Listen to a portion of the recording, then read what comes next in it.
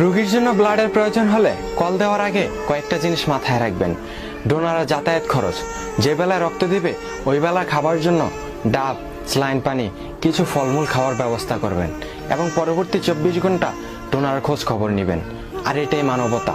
ডোনারকে আপ্যায়ন করার মতো সাধ্য যদি আপনার না থাকে তাহলে রক্তদাতার হাত ধরে দোয়া করে দিবেন, কারণ মহান সৃষ্টিকর্তা তো সবই জানেন। এই শহরে যারা ব্লাড দেয় তারা বেশিরভাগই স্টুডেন্ট, মেসে থেকে পড়াশোনা করে। প্রতিনিয়ত তারা ব্লাড দেয়। অনেক সময় দেখা যায় পরদিন এক্সাম, তাও ব্লাড দেয়।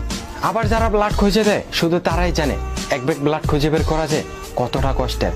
সময় শ্রম দিয়ে ডোনারকে খুঁজে বের করতে হয়। আপনারা তো সেগুলো জানেন না, কারণ এগুলো হাইড স্টোরিতে থাকে। কিন্তু বেশিরভাগ ডোনারই হয় রোগীর রিলেটিভদের। মাঝে মাঝে তাদের ব্যবহার বিবেকহীনতার পরিচয় দেয়, কোনো খোঁজ খবরই নিতে চায় না। একজনকে বলে দেয়, তারপর মনে হয় সব দায়ভার ওই বেচারার। নিজের সম্মান রক্ষার জন্য হলো